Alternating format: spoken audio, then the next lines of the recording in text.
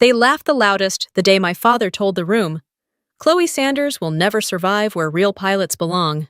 No one defended me. Not him. Not the men who had trained beside me. Not the people who knew exactly what I had lived through. Their silence cut deeper than the words. It told me I wasn't just doubted, I was disposable. What none of them knew was this: the very thing they used to humiliate me was the same thing that would one day make a general stand up, salute me, and reveal the call sign they tried to bury. New York sat beneath the wings like a sheet of hammered steel when we descended through the winter haze, 6 months away. And the salt-bitten air still felt the same as it hit my face on the ramp of the C-17 Sharp, cold, and honest in a way people rarely were. I stepped onto the tarmac, boots sinking into the thin layer of frost that had settled overnight, and for a moment I just stood there, letting the weight of being back settle into my shoulders. Fort Hamilton had changed. Or maybe it was me. The place buzzed louder than I remembered, more jets, more crews, more strangers brushing past without a second glance. The hangars glowed like massive furnaces, swallowing people and spitting them out in rushed clusters. Somewhere inside, laughter erupted from the newly arrived F-22 squadron, the kind of laughter that made the air feel tighter, as if it had been pulled into a circle I wasn't invited to. Inside the briefing room, I slid into the last metal chair along the back wall, my coffee long gone cold. No one paused to acknowledge me. They rarely did. To most here, transport pilots blended into the background, a necessary but forgettable blur. Evan Ryder caught my eye from across the room. That faint, unreadable half-smile told me he recognized me before he pretended he didn't. I looked toward the wide glass pane beside me. My reflection stared back, slightly distorted, softened by the fluorescent light overhead, a reminder that returning didn't necessarily mean belonging. I was home, just not the kind that lets you breathe. By the second morning, I'd settled back into the rhythm of the base, the kind that never truly slows down. I walked into the operations center, expecting nothing more than the usual chaos: coffee-stained reports, clipped conversations, and exhausted analysts staring at too many screens. But the moment I stepped inside, the air felt sharper, charged. A NATO alert had just come in. A surveillance drone had picked up an encrypted transmission over the northern waters, one that didn't match any Allied signature. Chairs scraped, keyboards hammered, someone muttered about corrupted data. I moved toward the projection wall, almost out of habit, slipping into the room the way I always had, quiet enough that most people barely noticed. The code danced across the screen in uneven pulses, each rhythm a little too familiar. For a heartbeat, something inside me froze. Then the recognition came all at once, cold and precise. I knew this pattern. I had lived this pattern. My voice came out lower than I meant. "Has anyone tried reversing the chain?" A young officer, eyes locked on his monitor, barely acknowledged me. "We've got it under control. Just stick to your transport duties." But as minutes passed, one algorithm after another failed. Frustration flickered across the room. Someone swore. Another slammed a pencil against the desk. I stepped closer. No invitation, no permission. The code shifted again. My mind moved on instinct, counting intervals, tracing the hidden cadence beneath the interference. I stripped away the noise layer by layer until the message cracked open. Not a mistake, not a glitch. A deliberate signal built on the exact architecture I'd once worked against in a mission no one dared mention. The room fell into a strange hush behind me. When I stepped back, Evan Ryder was in the doorway, staring as if he'd just stumbled onto a puzzle piece he didn't know he was missing. Surprise wasn't the whole of it. Suspicion always arrives just a second later. He took a slow breath. "Where'd you learn to do that?" "Sanders." I kept my eyes on the console, grounding myself. Not here. It was all I would give him. All I could give. But the shift in the room was immediate. Conversations dipped into whispers. Heads turned. People who had never cared enough to look at me twice were suddenly watching. And even before I left the ops floor, I knew word would spread. It always did. Night had already settled along the coast when the order came through the secure line: report to General Hartman's office. Immediately. For a moment I wondered if it was a routing mistake. The general didn't summon officers like me, but the message repeated, And soon, I found myself standing outside his door, heart ticking a little too fast. Inside, the room glowed in muted blue from a tactical map sweeping across the far wall. Hartman didn't waste time with greetings.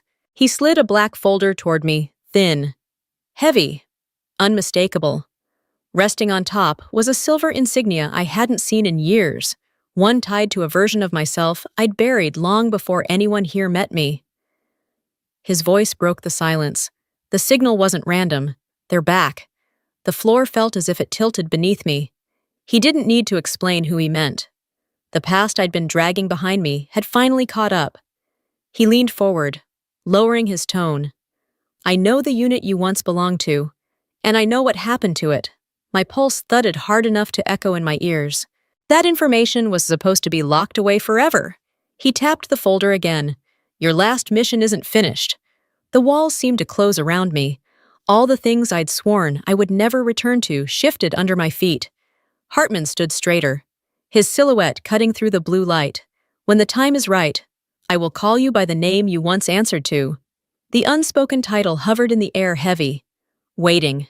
I wasn't ready to hear it, but readiness didn't matter. The past had already found its way back. Tuesday marked the first full simulation of Northern Eagle. The kind of scenario that usually boosted confidence rather than broke it. The F-22s took the lead as the blue team, while our transport group stood by in support roles, meant only to simulate emergency extraction and supply drops. From the TAC Ops floor, I watched their radar signatures slice across the screen. It took less than a minute to see the problem. They were flying hungry, reacting to every flicker instead of interpreting the field. Electronic warfare punishes that kind of flying. 7 minutes in, the first aircraft was flagged as compromised. By 12, the blue team had collapsed entirely, 2 marked down, one drifting outside the safe corridor like he'd flown straight into a trap. The whole map bled red, and the room erupted. Someone cursed. Someone else smacked a console. Even the lights felt harsher. I pressed my fingers against the metal edge of the screen. Their failure felt like déjà vu, an echo of a disaster I had never outrun. That was when Evans stormed in, heat rolling off him as he jabbed a finger in my direction. You loaded the wrong tactical support files. That's why they got shredded. My jaw tightened. Support files don't pull triggers. Aiden Clark shoved forward, face flushed, voice dripping contempt.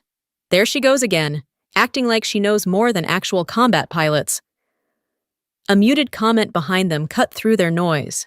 I didn't need to hear the whole thing. The tone said enough. I ignored it. I focused on the radar instead, because they're faint. Shifting was a distortion I recognized instantly. Not a system hiccup, not pilot error. A decoy pattern, one I had seen before, in a place no one here had clearance to discuss. I leaned toward the radar operator, lowering my voice. Do you see that tailing interference at 213? He glanced up, eyes narrowing. Only high-level tactical pilots catch that. I didn't answer. The truth sat heavy in my chest. The shouting around me grew louder, but the distortion said more than any of them could. Someone had manipulated the simulation, and whoever it was knew exactly what they were doing. Evan closed the distance between us, frustration twisting his expression. Stop pretending you understand warfare. My reply came out calm. Too calm. I understood it long before this room ever did. The silence that followed cracked through the air like a pressure shift. For the first time, they didn't know how to look at me. By afternoon, the hallways had quieted, but the tension hadn't. I stepped out of TAC Ops only to freeze at the sight waiting for me. My father. He stood rigid in his old flight jacket, the Alaska Squadron patch still clinging to the sleeve. His expression carried no warmth, only expectation sharpened by disappointment. I heard about this morning, he said.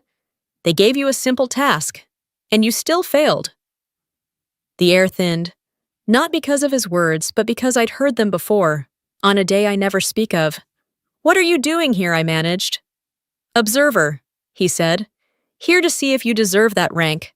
Before I could answer, footsteps approached. Evan stopped beside him, wearing that thin, knowing smirk. Did she ever tell you, sir?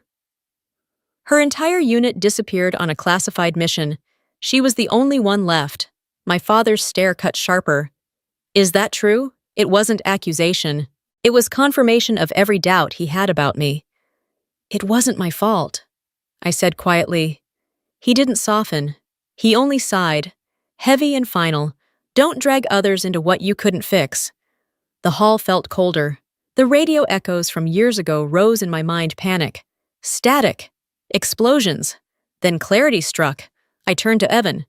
Who told you about that mission? He only smiled. Someone inside the system had leaked what was meant to stay buried. Someone wanted my past to surface. I walked away, leaving them behind. One man who'd commanded me, one man who'd raised me. And in that moment, I understood Northern Eagle wasn't a training exercise. It was a warning. By the next morning, the TAC Ops floor still felt bruised from yesterday. A scrape on the wall, a cracked headset on a console, and the kind of stiff silence that made everyone glance my way. Then pretend they hadn't. I ignored it all. My focus sharpened the instant I saw the flashing alert on the main screen. The signal had come back. A third time. Stronger, clearer, unmistakably deliberate. I sat at the radar station, and before the operator could even adjust the filters, I recognized the cadence vibrating through the interference. It wasn't random noise.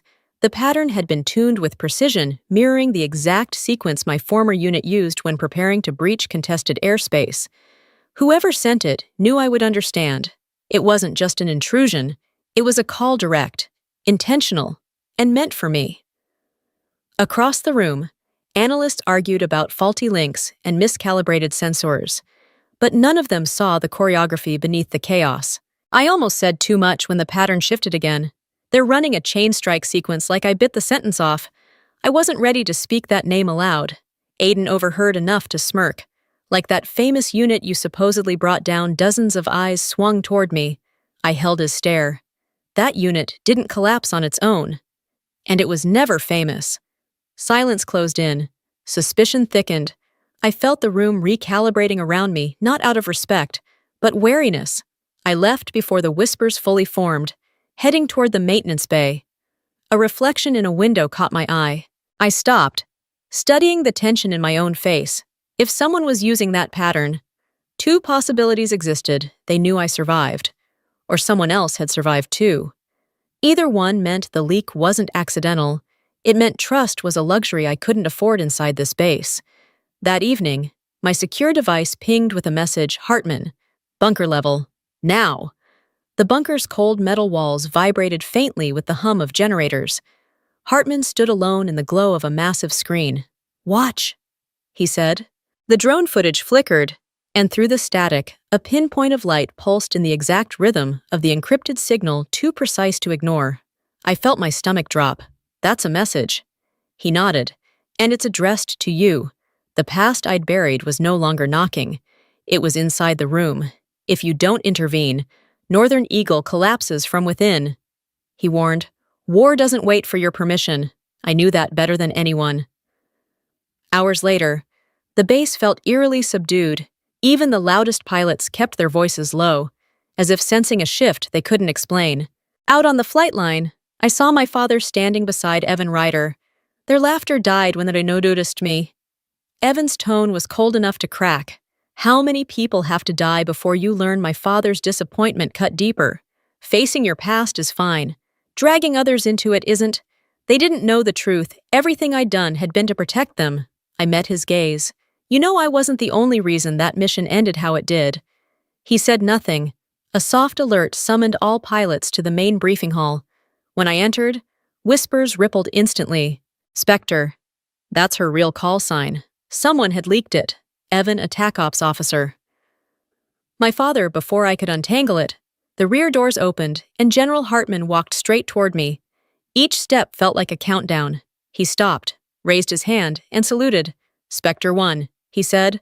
Your clearance is reinstated. The mission is yours. The room froze. Evan stared. Aiden trembled. My father lowered his eyes. As I stepped onto the podium, my voice felt steadier than my heartbeat. Northern Eagle is facing an enemy none of you have seen, and I'm the only one who survived them. In that moment, I wasn't what they assumed. I was what they needed. Specter One. The briefing room was filled to capacity, air thick with anticipation and something sharper fear. The overhead lights washed the space in stark white, turning every face toward the front as if we were gathered for a verdict. I stepped to the podium, the same place I'd avoided just days earlier, and felt dozens of eyes lock onto me. General Hartman stood beside me, voice steady and absolute. We are not facing a routine simulation. We are confronting the tactics of the mercenary group that wiped out the Specter unit. The reaction rippled fast. Aiden slowly lowering his visor to hide his widened eyes. Evan stiff in his chair, and my father clutching the armrest until his knuckles turned pale. Then Hartman delivered the blow that shifted the entire room. Specter One will command Northern Eagle. The silence that followed felt heavier than the announcement itself. I unrolled the operations map, the red and blue markings glowing under the light, so they're executing a dispersed triangle breach, something only one group has ever perfected. My pointer traced the northern corridor. That same group killed my team. A hush swept through the room. I didn't survive because I outmaneuvered them. I survived because I recognized what they wanted us to miss. I turned to the full assembly. They're not targeting the simulation. They're targeting Northern Eagle and using you to test their next move. Hartman reinforced it with one sentence. No one else here understands this fight except her. I straightened, grounding myself. You're not the enemy. But if we fly the way we flew this morning, this exercise becomes a mass casualty event. The tension crystallized into focus. Begin the operation. Specter One will lead Red Air. The moment the simulation boots engaged, the room shifted from routine exercise to something far more brutal. This wasn't a video game. This was electronic warfare rendered with enough accuracy to bruise your mind, if not your body. Red Air, my team, took formation as the aggressors. Blue Air, led by the F-22s, held the defensive line. They still didn't realize what I was about to show them. I wasn't recreating an enemy tactic. I was recreating the one that had ended my unit. The sky lit up with simulated heat signatures as we closed distance. 12 minutes was all it took for the cracks to show. Evan's jet was the first to be tagged and knocked out of the scenario. Aiden drifted off formation, losing his wingman slot entirely. Blue Air's communications scrambled into static, their radar smeared with layers of crafted interference. Every move they attempted was met by a counter they'd never seen before. Aiden's voice cracked over the radio. We're being set up. She's using banned tactics. My response stayed level. The enemy doesn't follow rules, not the ones you're used to. I slid in behind him, holding his tail for a punishing 40 seconds, an eternity in combat. Then, calm and deliberate, I released the shot. Check your 6. Lieutenant. Aiden blinked out of the sim. Evan fell shortly after. A third pilot disappeared a minute later. Blue Air collapsed exactly the way that mercenary group had intended all those years ago. When the simulation ended, the debrief hall felt colder than the bunker. I dimmed the lights and pulled up the radar footage, letting the patterns speak for themselves. This isn't cheating. This is real combat. And if today had been live, every one of you would be gone. I marked the returning signal, the one that had followed me like a shadow since the drill began. They're testing Northern Eagle, and they're making sure I see it. I let the cursor hover over the pulsing pattern. This isn't random interference. It's a reminder meant for the only survivor. My eyes met my father's across the room. Me. He looked away, hands clasped, stripped of every argument he'd ever thrown at me. Cheat. Hartman stepped forward, voice carrying through the stunned silence. Without Specter One, the breach would have happened in the first phase. The room fell still enough to hear the air conditioning hum. The truth was no longer hiding, not in the signals, not in the sky, and not in me. By nightfall, the base had quieted, its earlier chaos reduced to distant echoes. Along the flight line, the C-17s rested under pools of amber light, their shadows stretching across the concrete like calm giants waiting for dawn. I walked the painted center line slowly, letting the cold New York wind push against me, filling my lungs with the familiar bite of jet fuel and ocean air. Evan and Aiden stood off to the side. No remarks, no bravado, just two men humbled by the truth. They dipped their heads, a silent acknowledgement, an apology neither one seemed able to voice. My father waited near the perimeter fence, his flight jacket whipping in the wind. He parted his lips as if to speak, then closed them again. Whatever he wanted to say wasn't ready. And I no longer needed to pull it from him. I didn't approach. I didn't retreat. I simply stood between what I had been and what I was becoming. General Hartman found me there and handed me a blue folder. Its weight familiar. NATO had issued new orders, electronic warfare command, rapid deployment. His voice softened in a way I hadn't heard before. They need Specter One. I turned toward the aircraft ahead of me. The same model others once dismissed. The one that had carried me through battles and back into myself. My fingers brushed the silver insignia in my pocket, its edges warm from my hand.